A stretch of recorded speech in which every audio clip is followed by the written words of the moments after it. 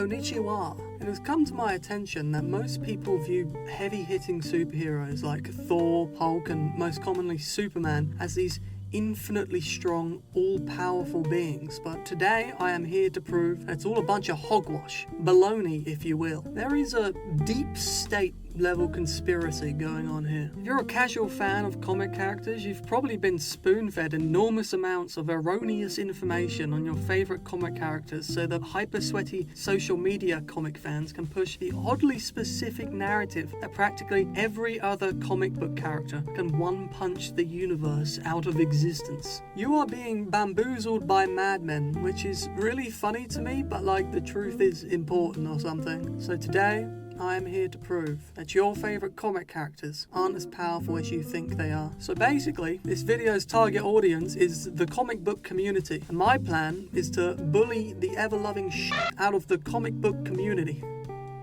I see no flaws of this plan whatsoever. First, I'm going to need to sit you down and give you the birds and bees talk that your parents were too afraid to your entire life. We need to talk about why comic book character power level wanking happens. What I think showcases why the comic book community wanks power levels so much is this story I read on Quora from this power scaler, and he was answering a question on who would win in a fight between Superman and some anime character. I don't remember which, they all look the same to me. And he answered that question by the use of a story, and the story goes a bit like this. Viewer discretion advised. Superman kills the anime character in an attosecond and says, "Ha, you stupid freak.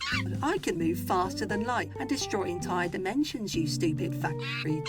How fucking moronic can one idiot be? I could kill your entire verse, you pathetically weak, stupid little runt. Ha ha ha ha ha ha ha. You're so weak, it's funny." And this isn't an exaggeration on how he portrayed Superman. In fact, I remember it being way worse. Sadly, I don't have the story saved. I read it years ago and I don't know what I was doing. I really should have just saved that stuff because it was absolutely gold. But if you go on Quora, the power scalers there are absolutely mental. They're so obsessed with the power levels of characters being presented as large as humanly possible that they've completely forgot about the characters themselves. But you know, maybe I'm wrong. Maybe I don't understand Superman. Actually, now that I think about it, one of my favourite things about Superman is when he beats up a villain and he's like, "Ha, you stupid bitch. My power level is bigger than yours. Fucking idiot. Stupid little fraud." People attach their very egos to the power levels of comic characters to the point where they'll completely tunnel vision and completely lose sight of the character themselves. So when people get into online versus debates in the comic book who would win community, inevitably devolves into this splorge of just throwing these out of context comic panels of like cosmic level feats that are just being completely taken out of context and aren't what you think they are at all. And then so they'll throw these out, right? And maybe the people that do this have like read like the comic that it was in, thought to themselves, I can twist this a little to make it seem like Superman can annihilate anyone. And then they'll throw these out, and then someone who's never read the story will be like, "Oh my god, this is the coolest feat ever," and they'll save it, and then they'll throw it out, and then it'll be like throw it out again, and it'll just spread and spread and spread and spread until practically every character in comic book who would win versus debate discussions is being presented at this as this like cosmic level multiverse obliterating ultra deity. And to add fuel to the wankage fire, the Goku versus Superman race that shook the internet a few years back, thanks in large part to Death Battle, spiraled everything out of control. When Goku's story continued in Super, he became cosmically powerful. So then the comic fans had to wank Superman by taking all of his feats out of context and whatnot in order to match Goku, thus spawning the infamous multi-thousand word, dozens of out of context comic panel threads wanking Superman to disproportionate heights. Which is really ironic considering this started happening at the tail end of the post-crisis era of DC Comics. In the pre-crisis era, characters actually were enormously powerful. That famous image of Superman towing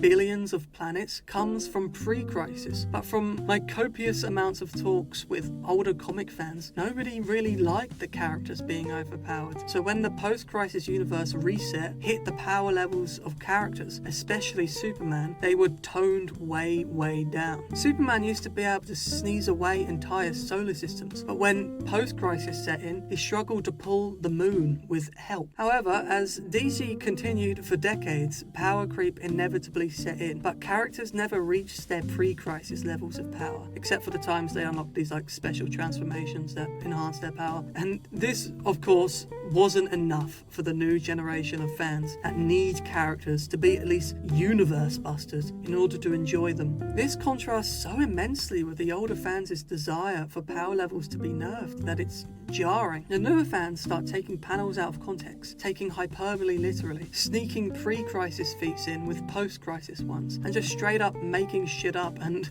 voila, Superman can now blink the entire multiverse out of existence. Hooray! When that was done, comic book power scalers all patted themselves on the back, but then they asked themselves, but if Superman is that strong now and he needs to be, or he can't beat Goku, what about classic matchups like Superman versus Thor? So then they had to wank Thor to match Superman, so that matchup's fair. But then the Hulk needed to be wanked to match Thor, so all the characters that have fought Hulk and Thor semi-decently also must be that level because power scaling, and all the characters those characters fought must also be that immense level because that just makes sense, and on and on and on it goes until practically half of comic characters can now apparently defeat Goku. Aunt May solos your favourite anime verse, and if you don't agree, you are a genuine pseudo-intellectual. So I want to spend some time debunking some of the most famous out-of-context wankage panels that you've probably seen on social media. Even if you aren't a comic fan, there's a chance you've seen one or two. And I also want to go over a couple of the ones that aren't as popular but I think are interesting. One of the biggest misrepresented feats in perhaps all of fiction is Superman supposedly lifting a book of infinite pages. Superman did not lift a book of infinite pages. He and Shazam attempted to lift a book of infinite pages and failed. The scan is taken out of context. You see the book is off the ground in the scan, so it is assumed that the duo are lifting it, but they are not. It was already floating in mid-air when they put their hands on it, and then Shazam gets injured in the attempt, so they stop without actually having lifted it. Ultraman later lifts it, so people shift the argument from Superman lifted the infinite book to Superman is as strong as Ultraman, so he could lift the book, which is a very textbook example of shifting the goalposts if you ask me. But regardless, Ultraman lifting it was dumb because Superman and Shazam together couldn't. Also, at one point Ultraman states he can see the end of the infinite book. And a quick tip for people that aren't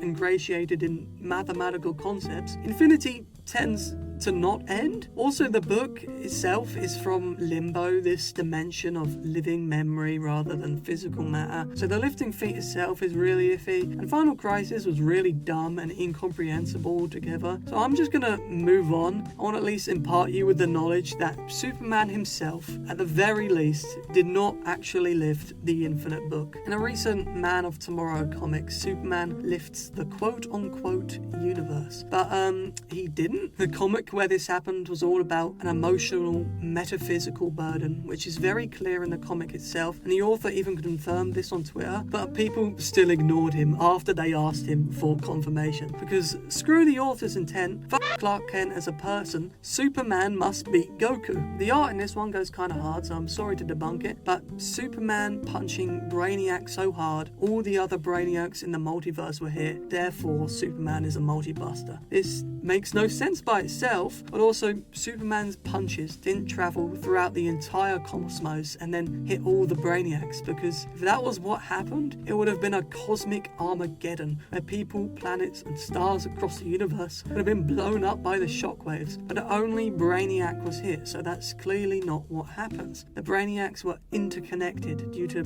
comic book mumbo jumbo, sci-fi, what have you. The only way for this to be seen as multiverse busting is if, you know, Superman just decided, fuck it, I'm destroying the multiverse just to beat up this one guy across every universe.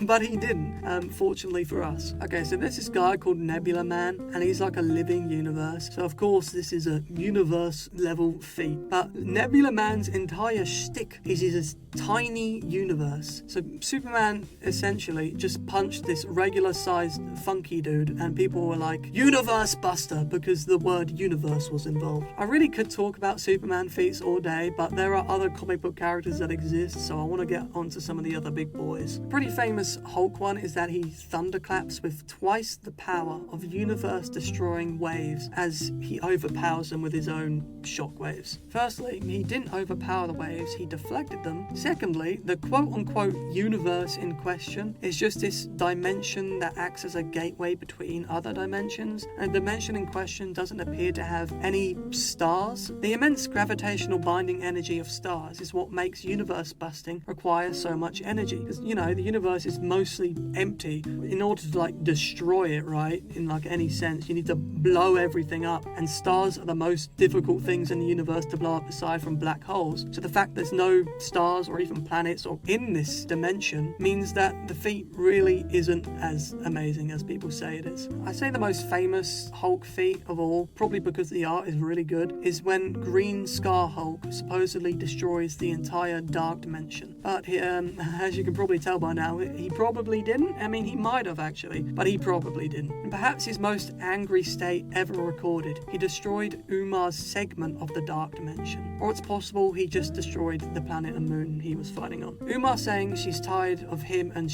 Red She-Hulk destroying her realm could be like the climate change definition of destroying the world, not actually blowing up all of it, just, wrecking it. The line where she says the combatants are destroying her realm reads like hyperbole. If two fellas were fighting in your house, throwing each other through tables and stuff, you'd probably say they were destroying your house rather than, in the heat of the moment, taking the time to specify. Now, these two individuals are engaging in physical combat within my abode, which is destroying specifically the items within my house, not the actual physical totality of the house's structure itself. What you'd probably actually say is, stop destroying my house, you little shit.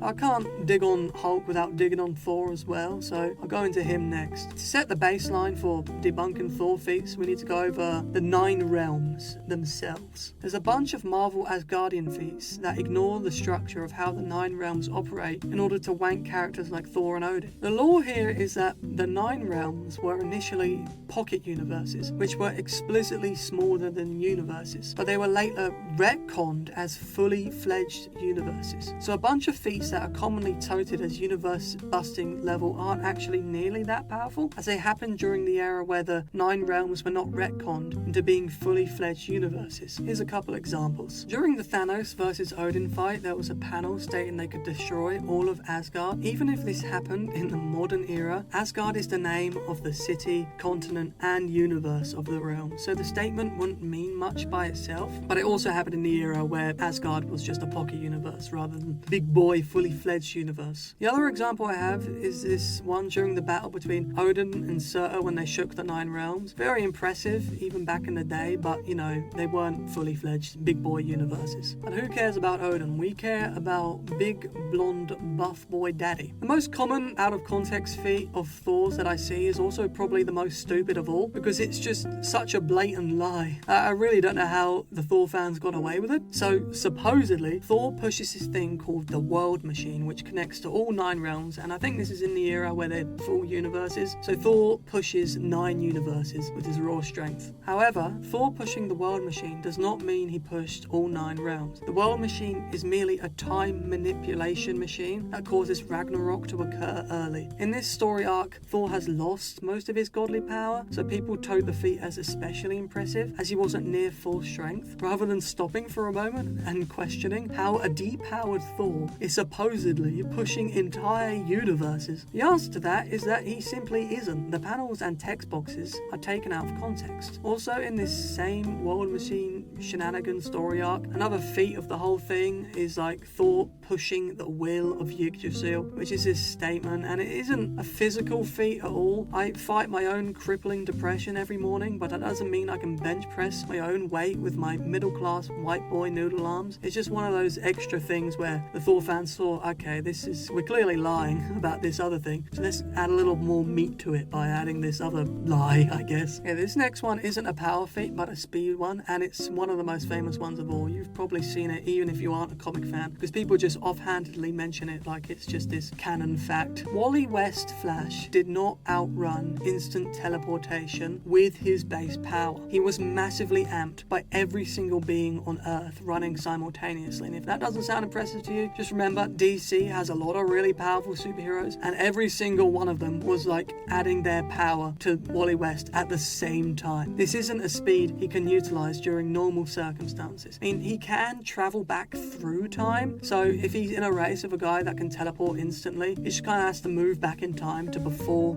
he arrived, which is also really possible. I haven't read this story in a while. That might actually just be what happens, but either way, this isn't just a base power feat. It's a very boosted feat. Aquaman is an underrated character, even by his own writers, so I hate to have to do him like this, but he didn't push an entire tectonic plate. He pushed a mountain-sized rock, which was part of the tectonic plate. I'm really sorry, Aquaman, you're in desperate need of some wankage, but you know, the truth is important, and I'm just sorry, man. And enough with the big dogs of Marvel and DC. Let's go a little bit more indie. Invincible and 2 other Viltrumites did blow up a planet by flying through it, but only because Space Racer's magic gun thingy destabilized the planet's core first. In fact, the gun was integral to the planet busting, and the explosion would have killed the Viltrumites if they did not get far enough away from the blast in time. Though the Viltrumites' initial impact did cause a country-sized crater, so they definitely still body Homelander, so there's that. That may have sounded like a lot to you, but that was really just the tip of the tip of the tip of the iceberg. Superman alone has hundreds upon hundreds of out-of-context feats that are thrown around daily across all of social media, and the reason why there's so many is because it actually bolsters their argument. It's a lot harder to debunk the statement, oh, Superman is universal. If there's 500 different panels you're going to have to debunk in order to do so. It's all just a debate tactic. It's not anything substantial. Power scalers seem completely unsatisfied with the heavy hitters like Thor, Hulk and Superman unless they can wank said characters to this universal level. But if you actually read these characters' stories with the expectations that these guys can blow up the planet 1 quadrillion, quintillion, gigillion, duocillion, gugillion times over by merely blinking, you're going to be in for some mega whiplash. It'd be like watching a John Wick movie and then going into it and expecting, oh, he's going to be able to punch all of these villains, like all of these random mooks, he's going to like annihilate them all, he's going to punch them through buildings, entire continents are going to get swept away by his impacts, and then it's just really cool street level action. You're going to be like, okay, this is awesome and all, but this is really weird, this is not what anyone is saying at all. You're just going to be really confused. The goal of power scalers is not to accurately determine the power level of characters, it's to wank these characters to as high power level as they possibly can. You see this especially on places like Versus Battle Wiki, where you're looking to like the discussion for like the calculations of the feats that they're like trying to determine how powerful a character is by like a specific feat. They go into all the maths and they'll be like, oh man, I'm sorry, I couldn't really like use this in the way I wanted to. I could have really made it a higher number. Maybe someone better could try. And it's just, you really get the feeling that the whole culture is revolving around wanking characters to as high as they possibly can. But the funny thing is that the actual writers for these stories don't adhere to power scaling logic even slightly. Writers, especially comic writers, really don't care about consistent power levels in even the smallest degree whatsoever. They want to just tell really fun, really colourful stories, and there are so many writers, and each with a unique, completely different take on every single possible character, at trying to find a consistent, this is how powerful Thor is, or this is how powerful Spider-Man is literally impossible because there is no consistency. I've given a few examples of feats being taken out of context, but the rabbit hole goes way, way deeper than that. There's so many tactics power scalers use to spread misinformation on the power level of characters as a whole. Aside from taking feats out of context, the other big one is probably taking statements as absolute fact. And if you don't know, when it comes to comics, hyperbole is this genuine tactic you need to use in order to keep young audiences interested. So power scalers will just take all of this hyperbole and just state it as absolute fact. And the argument they'll use to validate this line of thinking is saying that, oh well, this text box conveys the author's intent. But they only really care about the author's intent when it suits their specific narrative of characters being portrayed as powerful as humanly possible. And I have a really funny example of this. Al Ewing, writer of the very amazing Immortal Hulk series, said that the Immortal Hulk isn't a planet buster. He was heckled on Twitter by power scalers, as is common for comic writers, and he was like, alright, I'll answer. And he just said, yeah, I don't think the Immortal Hulk could bust a planet planet. Well, anyway, I've got to get back to writing comics now. Have fun with your power scaling. And the fans ignored him and told the writer of the character that he was wrong.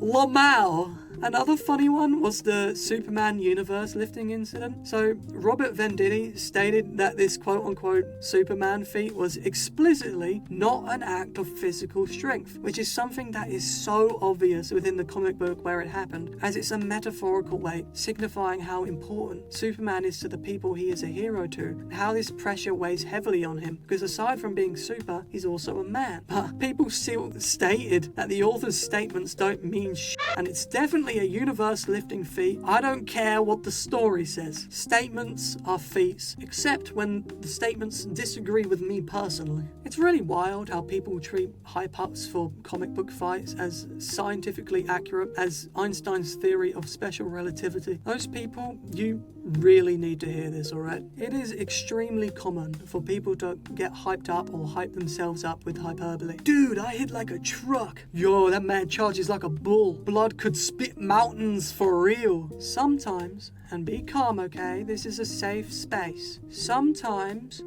people stretch the truth.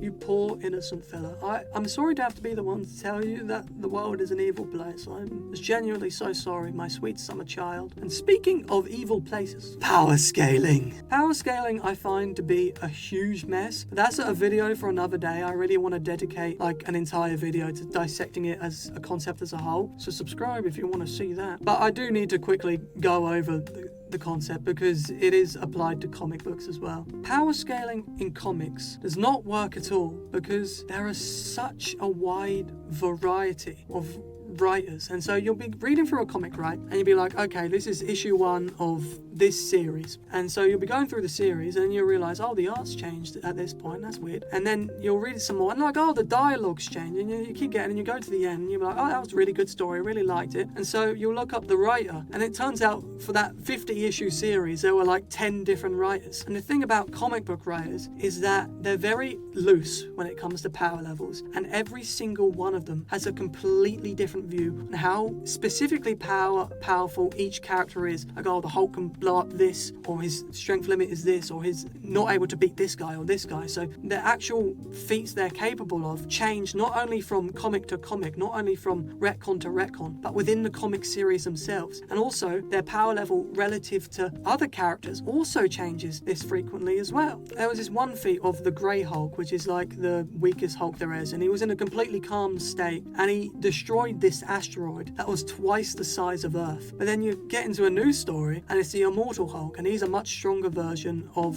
the Hulk, and he's in an angry state, and the writer's like, oh, I don't think you'd be able to destroy a planet without special equipment. Power levels in comics morph rapidly and do so with no warning at all. And unlike in something like Dragon Ball Z, within comics, huge differences in power don't matter as much. Characters vastly weaker than others can still come out on top with guts or strategy. Like that time recently when the Thing actually finally managed to knock out the Hulk. A comic character beating another comic character in a fight does not in the slightest indicate that the two characters are in the same power level category. For all the DBZ frogs, picture this. Raditz and Super Perfect Cell would be considered in the same power range if they were Marvel characters. Large differences in power just really don't mean anything in comics. Comic book power scaling just does not work because of this. In comics, a character fighting another character with an equal or even greater level of power, and the fight being extremely equal and the weaker guy actually winning, doesn't actually say much about power levels as much as it would in a series like Dragon Ball Z, which has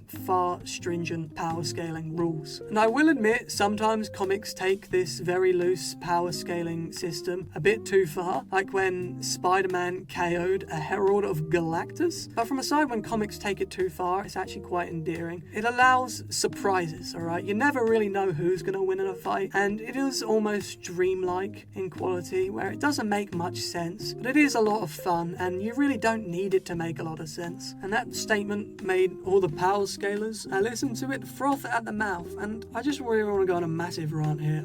I hate you.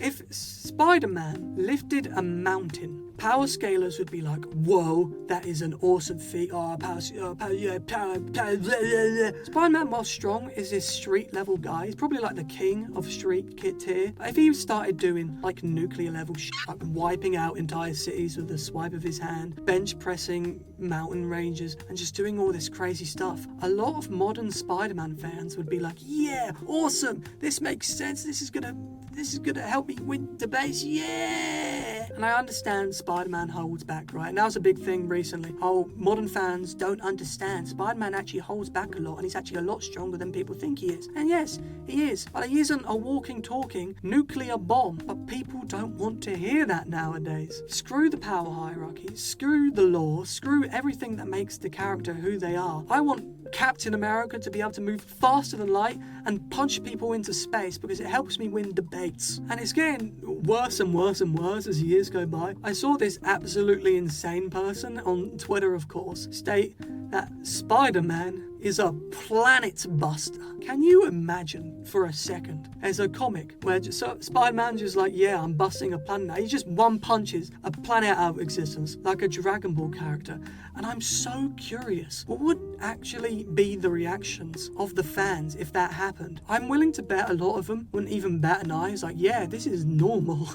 And then another camp of like the older fans, like definitely from the 90s and stuff, be like, what in the name of God did I just witness? In another video, I'm going to get into like why terms like planet busting are so overused that they've just lost all of their meaning. They're extremely overused and just slapped onto everyone. Every single comic character and their grandmas is supposedly a planet buster now, and I really hate it. If Spider-Man ever one punches a planet out of existence and you say to my face, ah yes, of course, all according to my power scaling, you are a terrorist. Wanking characters is so dumb. It's like saying, oh, Mum and Dad, I've got my report card. And they're like, oh, hello, little Timmy, let me see it. It's like, no, don't worry, I got an A star, star, star, star, star, star, star, star, star, star, star, star. And they're like, wow, you're a super genius. And then later on in the day, they look at the report card. It's like, no way, he's actually an A star, star, star, star, star, star, star. So, and he must be like got like a D or something. This is so sad. And they look at the report card, and it's just a regular A. And they're like, what was the point of lying? You did great. I don't get it. I don't understand the need to wank these characters to such extraordinary degrees. And as soon as you point out that this is kind of weird, there's like this wanking culture is kind of peculiar, that makes you the fake fan. You're doing a disservice to the characters. You're clearly a damn hater. And 90% of the power scalers that like spread all these out of context panels online are definitely people that just haven't picked up a comic in their entire lives. But then they will act like complete tosspots to the people that are actually just trying to have a nice discussion. Like, oh, who would win in this fight? Who would win in this fight? It used to be nice, those discussions. You remember when those discussions were nice? You could just chat with your friends about random silly stuff like that. Not anymore. It's a science. It's a logic. It's a political level debate. You need to be factual. By factual, I mean lie. The behavior of comic wankers should really scare everyone in the comic community, and the reason isn't what you're thinking it is. And I have another silly little story that showcases it quite brilliantly. So I saw this cute lass on Quora, no less, and she was in this comment section of this answer about comic book power levels, and she was saying like, oh, I'd really love to get into comics, but all these like power levels and stuff, it's like seems so over the top to me. And this guy, he must have had like I think he had like a Thor profile pic or something. He dead ass starts saying, if you think that's crazy, well, Thor and all my favorite heroes could like blow up all of reality. This stuff is like nothing. Not only are the people who say this stuff objectively wrong, but you're also fumbling the bag just so you can wank a fictional character. How is Condiamond King being seen as galaxy level really worth dropping your sex life? And to the people that aren't sold that this whole wanking culture isn't like really infuriating, I have this really egregious example, so strap yourselves in. People wank the MCU What If evil Doctor Strange to Universal, and one of the reasons why his story was so emotionally impactful was because he wasn't powerful enough to stop the universe from collapsing. People's desire to wank characters is so extreme that they're willing to completely undermine said characters and treat them as empty husks of raw power instead of characters with development, growth, interesting quirks, and emotional stories. That's why in versus debates, it's standard to have the characters bloodlusted and out of character, so the debaters can just compare wanked stats rather than the more interesting idea of different characters' personalities and ideals clashing alongside their powers. So the comic book power level wankers out there watching this video, if you simply see these characters as balls of power to be measured against one another, then maybe the person downplaying them isn't me, it's you. Not a day goes by where I don't think about how much I mildly dislike everyone on the internet. Be sure to subscribe. I work really hard on this video, so I really appreciate it. And leave comments. What do you think about wanking? Tell me all about it.